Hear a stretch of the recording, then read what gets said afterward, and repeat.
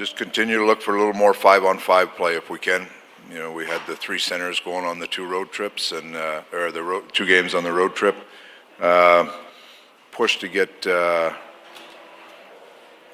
find something in the 3rd period in St. Louis. We switched it up a little bit, but just coming into these 2 games at home here, just trying to find some more 5-on-5 production throughout our group, trying to maximize each player how best we can. What have you seen from Nugent Hopkins? And I know he was a little banged up this year, but 5-on-5.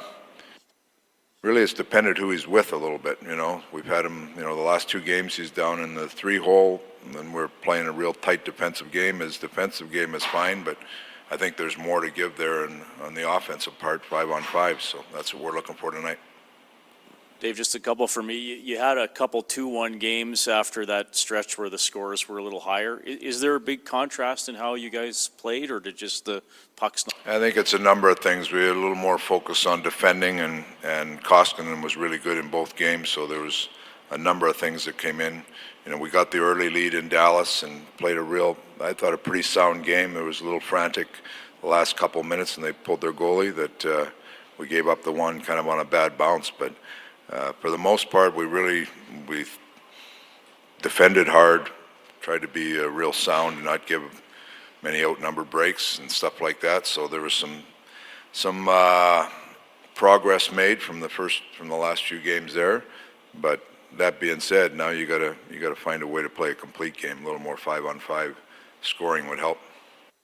3 and 4 for you guys before the 3-day Christmas break. From talking to coaches and athletes and doing interviews over the years, I've heard everything from loved games at Christmas, so much energy, everybody's happy, to distractions with family around and got to finish my shopping. What's your... I'm into that. I love games around Christmas when you're on the road. So, but we were away all week. We got home. We had a day off yesterday, and you got 2 games, like 7 o'clock and 5 o'clock. You're going to be right immersed in it, so there's not much time to do anything else. So yesterday they had a day off to get some stuff done, but today we're back into it, and we got these 2 games are both good teams, and we got to play well if we want a chance to win. Dave, you've had pretty good success when you make your decisions on which goalie's going. Obviously, you had back-to-back. So what's the reasoning for Mike tonight and Mikko tomorrow? Mikko played 2 really strong games on the road. We were late getting in on Thursday, and we're going to have to split them with a 7 o'clock and a 5 o'clock tomorrow. They're going to split anyway, so it's just a matter of which game each guy gets. The last game that Mike played very well was in Pittsburgh against them, so we'll put him in against Pittsburgh, and Kosk will go against Montreal tomorrow. At some length, can you compare your first year in Dallas and your first year in Phoenix to so far this year?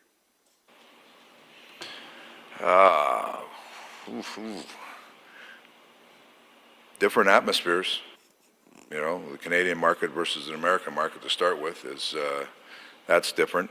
In Dallas, I was a young coach, my first opportunity. You're jumping in there with a veteran team, lots of high-end talent, and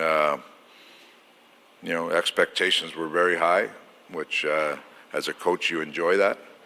In Arizona, lots of question marks about the franchise and going in there in a bankrupt team and trying to figure out how to win with what you had and a limited payroll. And you come here and it's lots of enthusiasm to get better. The Canadian market with the passion of the fans, the ability to work with Ken Holland and the team here, a team that's young and has the ability to really grow. So the thing here is, since the first day where I looked at this, is it's the ability for this group to grow. And I think there's lots and lots of potential here with this group, but we have to continue to embrace that feeling that we have to grow and try to get better every day. And we have to foster some of our players to get to where they are now, to get to them to a level that they can play, decent minutes on a real good team. So there's some growth that has to be undertaken here, but there's lots to work with here, and it's been so far pretty good. There's always you're always looking for more and looking for ways to get better. But so far, good group to work with, and they're willing to engage in the learning process, which is, from a coaching standpoint, that's good to see. Can you explain why you've had, why your first year in both Dallas and Phoenix were, and to this point, I guess, so successful? I have no idea. You go in and you try to just do whatever you can with the players. Sometimes I think you could probably say that in a lot of places where coaches come in the first year, there's a change of just a different voice sometimes helps, but you go in and try to do what you can, and I'm a big believer you see what you have to work with and you try to mold that group into finding ways to win. And we're doing that here with the thought process of we're trying to mold this team to win consistently year after year, not just trying to have a bump one year. Dave, as a coach, you have to walk a fine line with David's lines on the ice for that goal. There's so much offense, but when they make a mistake, puck ends up in the net. You have to walk a fine line and say, okay, but they give us so much offense, sometimes they're going to make a mistake defensively, and what I'd be saying, the same thing happened to the Jeffers. No, we addressed the mistakes. That goal was addressed this morning because it looks like, when you just look at that goal, it looks like Connor was late getting back and getting his man. There was a pile of issues before that occurred. On the rush read, Draisaitl should have went over instead of Nurse on the wall. When he doesn't go there, it goes to the back, and that would have left Nurse in front of the net. It goes to the back of the net.